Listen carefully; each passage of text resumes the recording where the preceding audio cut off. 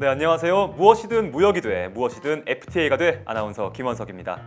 저희가 지난 회차에서는 GS 리테일 편의점에 가서 어떤 것들이 알셉에 대한 적용을 받을 수 있고 어떤 효과가 있는지 좀 말씀을 드렸었는데, 제가 말씀을 드리는 것보다는 실무진 분들께서 말씀을 해주시는 게 훨씬 더 좋지 않을까 해서 오늘 두 분 또 모셔봤습니다.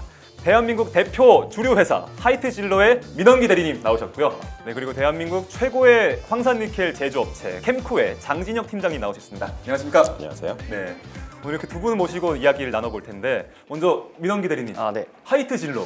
네. 제가 또 좋아하거든요. 감사합니다. 개인적인 좀 궁금한 게 있는데, 네. 하이트진로에 다니시는 분들은 네. 술을 또 참이슬 진로 이렇게만 마시는 건가요? 네, 맞습니다. 저희는 네. 참이슬 진로 그리고 맥주도 테라랑 켈리만 지금 마시고 있습니다. 네. 그 네 개 말고 다른 걸 마셨을 때 어떤 특별한 벌금이나 제재나 이런 것들도 있을까요? 그렇지는 않지만 네. 모두가 한 마음으로 자사 제품만 응용하고 네. 있는 걸로 알고 있습니다. 아, 애사심이 또 투철하십니다. 네. 그럼 장진영 팀장님께서는 평소에도 황산니켈 쪽이나 아니면 화학 이런 분야에 좀 관심이 있으셨던 건가요? 아니요, 저도 문과 출신이라 그런 분야에 문과 출신이세요? 예, 맞습니다. 그래서 잘 몰랐는데 네. 캠코에 입사하면서 황산니켈을 비롯해서 2차전지 이런 분야에 대해서 공부를 하고 이제는 나름 역할을 하고 있는 상황이죠. 혹시 대리님께서는 네. 문과신지? 저도 문과 출신이라 잘 모르겠어요. 이렇게 황산니켈은 생소하지만 알아가고 있고 문과생 3명과 지금 이렇게 이야기 나눠보고 있습니다. 본격적으로 알셉에 관한 이야기를 좀 나눠볼 텐데, 일단 민원기 대리님, 하이트진로에서 네. 어떤 일을 주로 하고 계시는지. 현재 저는 하이트진로 해외사업본부 일본 대항주 팀에 소속해 있고요. 네. 지금 팀에 합류한 지는 3년 됐고 현재는 지금 일본 쪽 수출하고 있는 거에 이제 소주 담당하고 있습니다.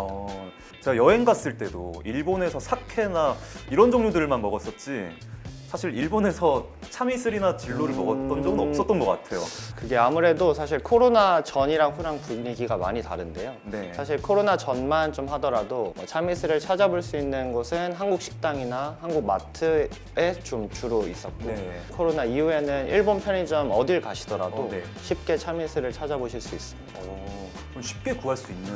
쉽게 구할 수도 있고 가격도 다른 나라에서 판매하고 있는 참이슬보다도 좀 네. 상대적으로 저렴하게 구매하실 수 있습니다. 그럼 그 저렴하게 구입할 수 있는 이유가 또 알셉과도 관련이 있을까요? 물론 관련이 있습니다. 네, 그러면은 본격적으로 알셉으로 좀 넘어와 보도록 하겠습니다.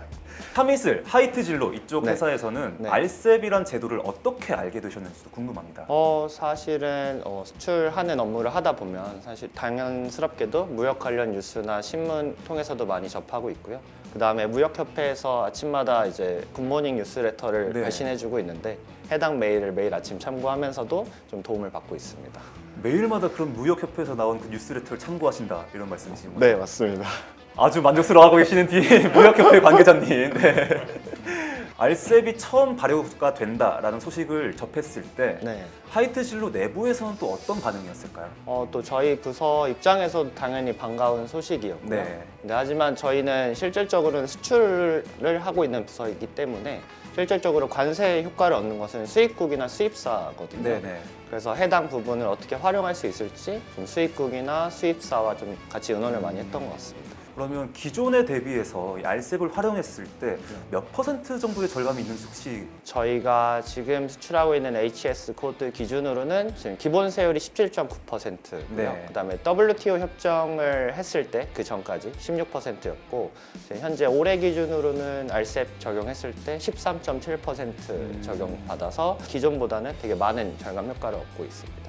대략 한 4% 정도 절감을 네, 보고 맞습니다. 있는 기본 현상이- 네. 세율보다는 4.2%고 사실 이게 또 매년 0.7%씩 또 떨어지거든요. 네네. 네, 그래서 20년 후에는 아마 무관세로 또 수출 어. 수입을 할 수 있을 것 같습니다. 그러면 지금보다 앞으로 미래에 조금 더 일본에서 하이트진로의 제품들 더 많이 만나볼 수 있겠네요. 네, 물론입니다. 그럼 조만간 일본 여행 가는데 한번 확인을 해보는 걸로 하겠습니다. 네. 그러면 이 소주에 대해서 관세를 측정하는 기준 같은 것들이 또 따로 있을까요? 네, 모든 주류가 그렇게 똑같이 해당이 되는데요. 사실 리터로 네. 계산을 하는 경우도 있고 아니면은 가격으로 측정하는 경우가 있는데 저희 같은 경우에는 이제 병 가격에 이제 13.7%를 곱해서 지금 관세를 좀 내고 있습니다. 그러면 이 알셉이 발효가 되고 나서 그리고 그 발효되기 전과 좀 비교를 해본다면 네. 지금은 또 얼마나 또 큰 효과가 있을까요? 다들 아시다시피 사실은 한국과 일본이 서로에 대한 무역에 대한 의존도가 굉장히 높은 편인데도 불구하고 네. 직접적인 FTA는 그동안 없었거든요. 네, 네. 근데 알셉이 발효되면서 한일 양국 간의 직접적인 FTA가 생겼고 그로 인해서 다른 회사들도 많은 효과를 얻고 있다고 좀 생각하고 네. 있습니다. 그럼 말씀해 주신 것처럼 알셉이 지금 아직은 4.2% 정도의 감세 효과가 있지만 계속해서 줄어들고 있기 때문에 네. 앞으로는 더 무관세가 되고 네, 그러면 더 훨씬 더 많은 이득을 볼 수가 있는 그런 셈이 되는 거죠. 네 맞습니다. 좋습니다. FTA가 지금 이미 좀 발효가 되어 있는 상황이잖아요. 네네. 그런 무역 협정들을 통해서 네. 하이트 진로에서는 얼마나 많은 나라에 이 우리 술들을 수출하고 계시는지 좀 궁금합니다. 지금 현재 하이트 진로에서는 약 80개국 이상의 네. 나라에 소주를 수출하고 있습니다. 80개국이나 네, 굉장히 많고 네. 사실은 미크로네시아나 팔라우라는 나라도 좀 들어보셨을까요? 태평양 지역에 있는 작은 섬 나라들인데 네. 해당 국가까지도 좀 소주를 지금 수출하고 있습니다. 네, 이렇게 하이트 진로의 자세한 얘기들을 들어봤었고요. 이번엔 캠코로 한번 또 넘어가 보겠습니다. 아까 앞서 잠깐 말씀을 해주셨는데 장진영 팀장님께서는 2017년부터 계속 근무를 하고 계시다고요. 예, 맞습니다. 그러면은 거의 초창기 멤버로서 우리 회사 자랑 한 번만 좀 부탁드릴 수 있을까요? 네, 캠코는 지금 글로벌 시장을 선도하고 있는 2차 전지 소재 기업이고요. 네. 현재는 황산 니켈을 주로 생산하고 있는 회사입니다. 앞서 캠코에서 황산 니켈을 재련해서 만든다, 활용한다라고 하셨는데 네. 그 황산 니켈이 구체적으로 아까 2차 전지 말고 또 어떤 분야에 또 활용을 하고 있을까요? 황산 니켈은 주로 2차 전지 쪽으로 많이 쓰이긴 하고요. 네. 2차 전지는 전기차라든가 ESS 그런 쪽으로 활용이 많이 됩니다.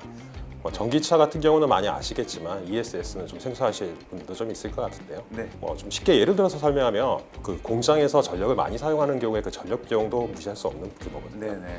그런 회사 공장에서 야간에 전력이 쌀 때 ESS에 저장을 하고 그 주간에 활용을 하는 그런 용도로도 많이 쓰이고 있어요.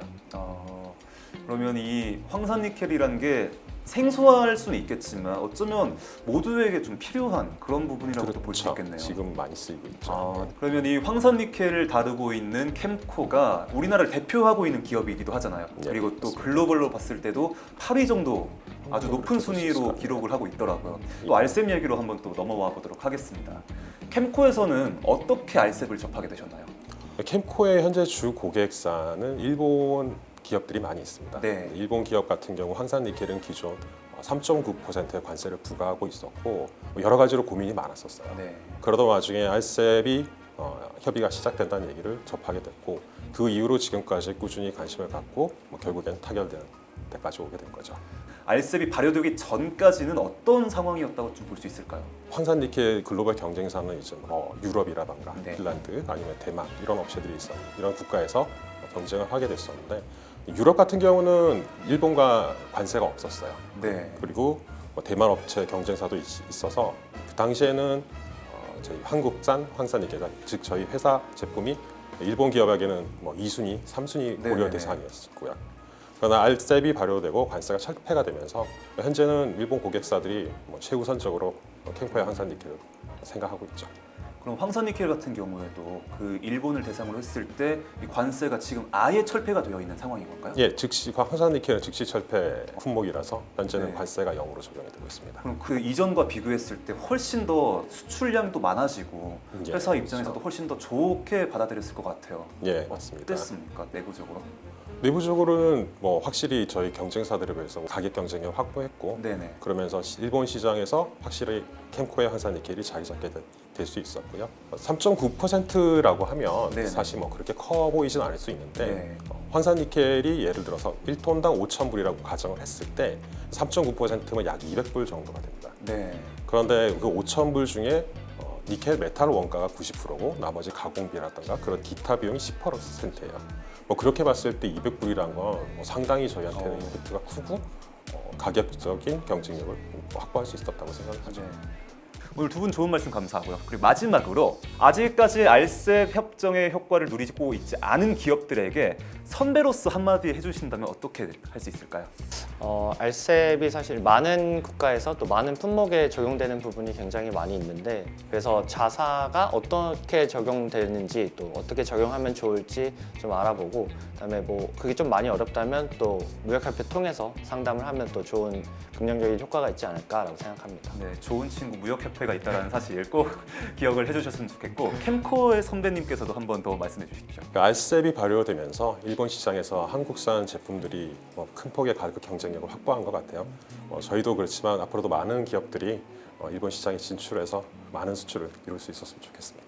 지금까지 말씀의 하이트진로 민원기 대리님 그리고 캠코의 장진영 팀장님이었습니다. 감사합니다. 고맙습니다. 감사합니다.